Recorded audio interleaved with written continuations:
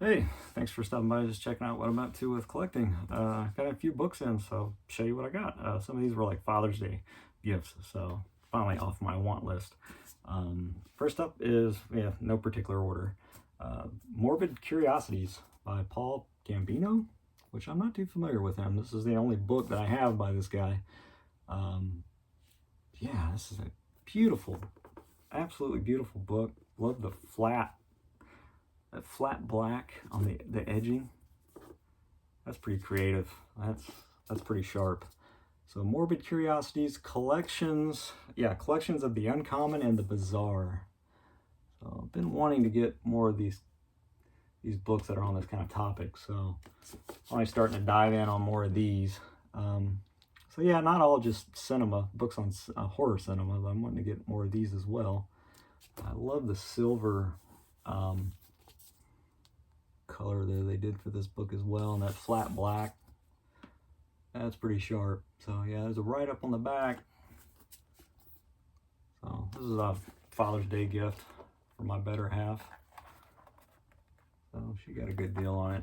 It didn't cost much on you can get this through Amazon.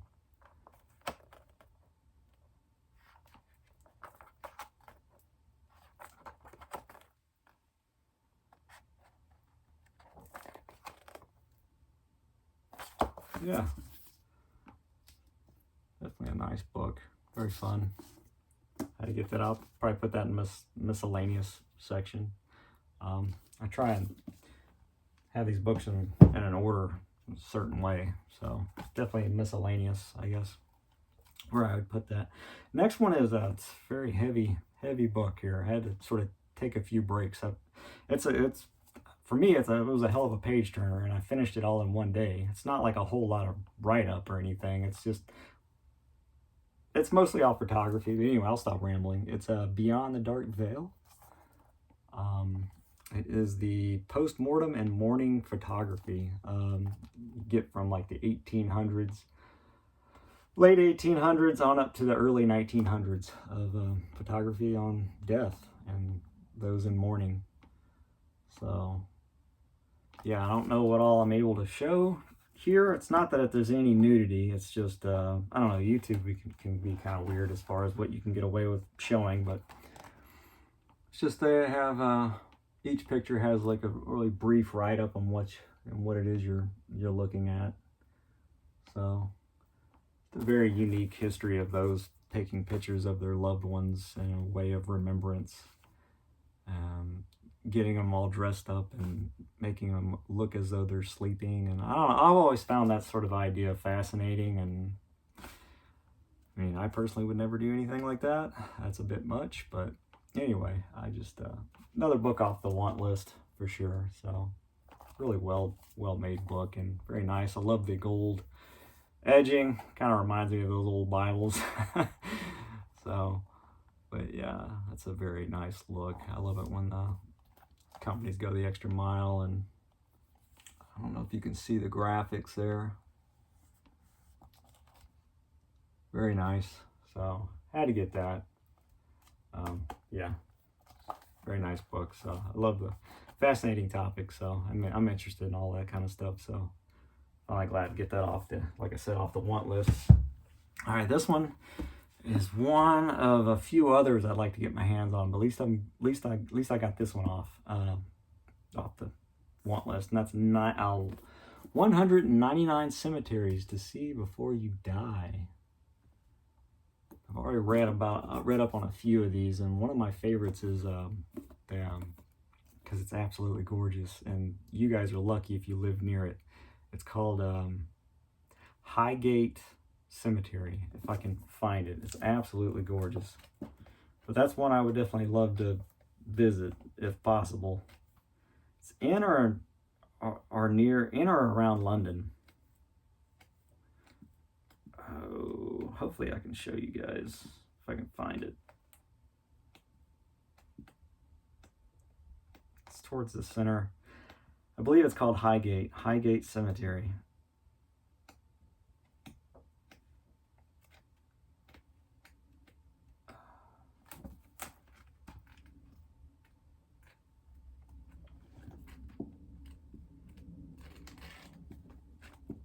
Anyway, I'll flip through here.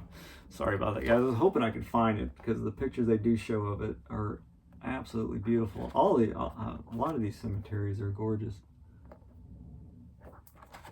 Yeah, there's a few of these I'd love to try and visit before I die. You definitely got to have some deep pockets to be able to make the trip to see each and every one of these. These are from all over the world. Look at that mausoleum. That's beautiful. Man, I hope I can find that one, though. That one is just absolutely stunning.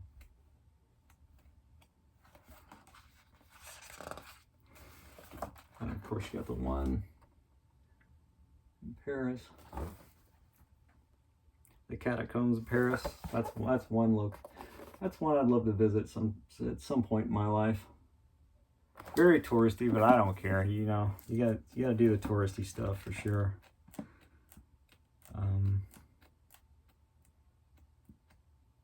Yeah, it's just a fascinating book. So I just got this in not too long ago. So obviously I have not. But yeah, 199 cemeteries to see before you die. That's a lot. So, but I would definitely be into that, for sure. So I was talking about it with my wife, and she was asking me of certain ones, and I was like, I just got this book in, so I don't know just yet. I do know that Highgate Cemetery is definitely one. I believe that's in or around London, I believe, if I read that. If that was the one I read, that one was weird. There it is. Okay. Yay! Okay, here it is. I'll show you guys.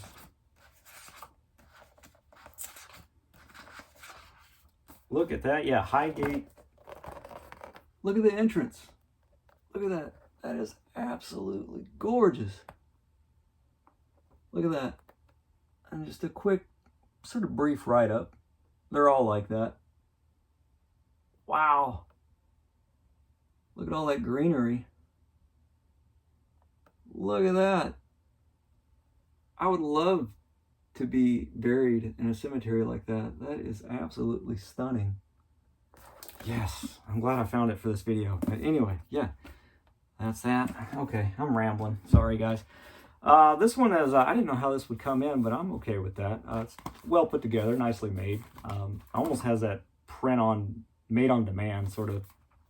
Maybe it is. I have to go back and look at my order, but this is the Vintage Graphic Resources Company introducing Memento Mori and Depictions of Death, an image archive for artists and designers. And I needed something like this because it's very inspiring. If I want to sculpt something that's like Grim Reaper related, death related, I can just flip through books like this and just get inspired and just see, you know.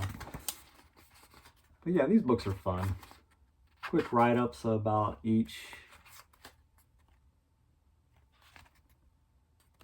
illustration. Beautiful, all black and white.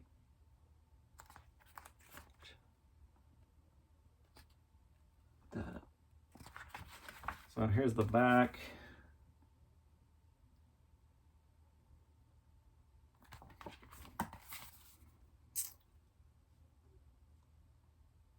Yeah, it's fine, pretty simple, small writing. Yeah, I had to get that. Yeah, some neat stuff. More on death. Okay, so that's all the death stuff. Kind of went all out on that recently. And now I'm starting to get these. I want to get more of this along with Eerie. So this is volume 1. I had this pre-ordered. They're re-releasing these, which is great for folks like me who are, you know, super quote-unquote late to the party. But yeah, I want to get more of these. I had a few of these growing up as a kid. I grabbed them every now and then. Some of the comic shops that I had near me would have these, but you'd have to dig for them because they never really had these next to the you know, like the Marvel and DC and all that stuff. These were always like buried in crates and whatnot, at least with the shops that I grew up near. So I did have a few of these creepies and eerie's growing up, but yeah, I never got serious into trying to collect a whole lot of them. But I definitely nowadays I definitely wanted to try and do that in my life right now. So yeah, volume 1, and this is collecting creepy 1 through 5. So this is a pretty easy way to get your hands on all these stories for a affordable price. As long as you don't mind that they're mostly all going to be in black and white. There are a few pages that introduce a few of these stories that start, you know, that are in color. If I can find a few. You will get a few in color throughout here. Just showing the covers and how they were. So you get some color in there, but for the price, you can't beat it. So I don't mind having these in black and white. When I start to get familiar with more of the creepy and the eerie and start to find out which ones are my absolute favorite stories, I might later on do some hunting on eBay and whatnot and try to grab some OGs that are in color. Kind of just figure out which ones are like my favorite horror stories and which ones I really, really love and appreciate. And I'll probably do some hunting for like some original magazines. I mean, I'm not going to try and look for like the mint condition stuff. I just want to find some that are at least in decent shape and have the stories that I really love.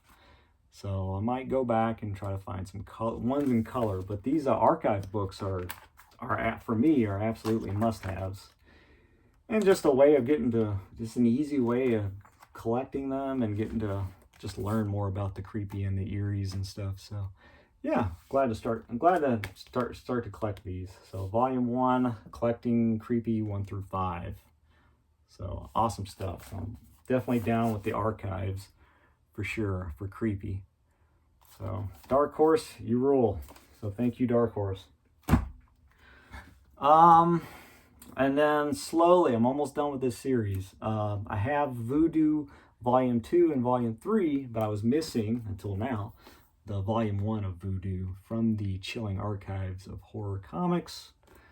Almost done with this series. It's taken me like 2 years, so but well worth it. That's just all about trying to hunt for the best deals that I'm able to come across. So I try and avoid all the bidding wars and stuff. I really try and avoid those stuff as best I can. If I can find them for a decent price without having to go through some sort of bidding war, or find them pop up on Amazon or other book sites, I'll happily go that route. And these archive books are great because they are in color and they're well printed. They're not blurry or pixelated or anything like that. So yeah, this is just a fantastic series. So I've already gloated enough over these books throughout my book updates. So finally got volume 1. So I got the Voodoos. I finished with those. I got all 3 of those now. So cool. This is 12, number 12 on that spine. So there's a write up on the back for the artist.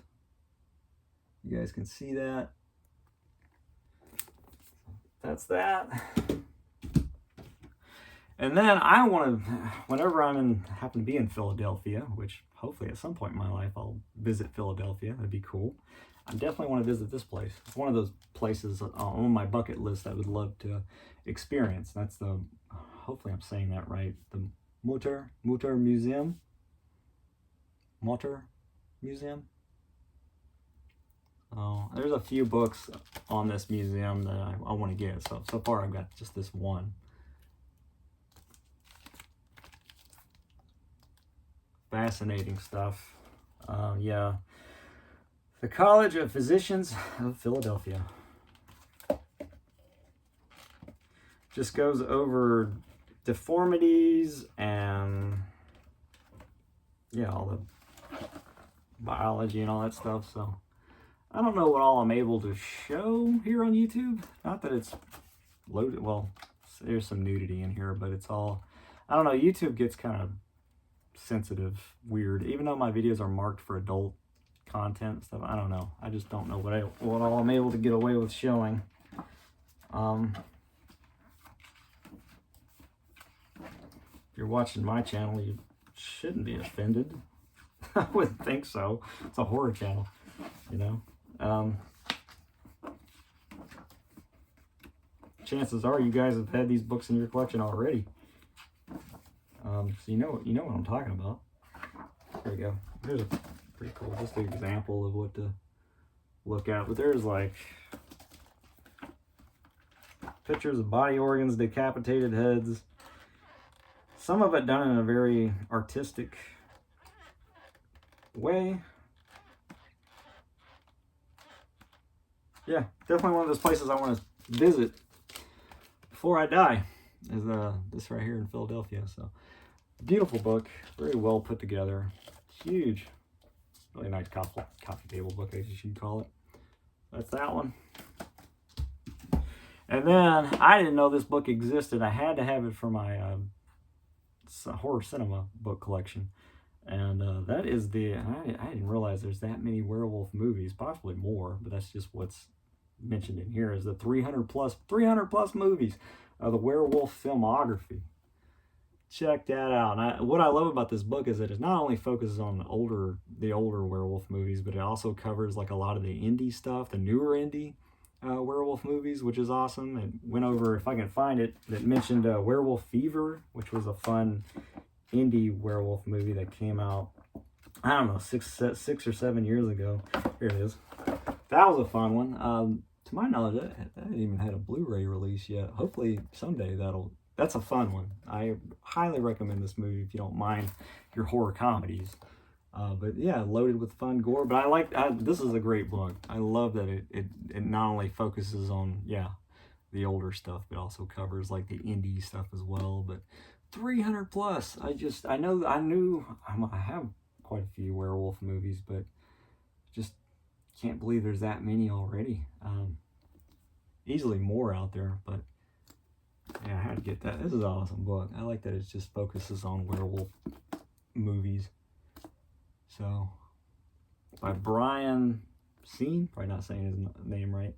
Not too familiar with him. Again, this is another McFarlane book here. They put out a lot of good ones. I'll flip through here as best I can. Werewolf Woman, that's a fun one. It's from the 70s, I believe. All black and white. I don't think there's any color in this one. Yeah, it's all black and white, which is fine. Huge write-up, man. You're gonna be like a werewolf movie scholar by the time you finish reading something like this. Look at that. All right, that is trying to damage this book here. That's the book update for me as far as adding stuff into my horror collection. So hopefully you guys enjoyed it. Try to put up more fodder for the channel here. And yeah, take care, guys. Yeah, hopefully it was a fun video for you. And let me know what you think. Any books you already have in your collection or anything you've seen from me that you think I should go after, yeah, definitely let me know. As always, guys, yeah, take it easy and keep collecting. Later.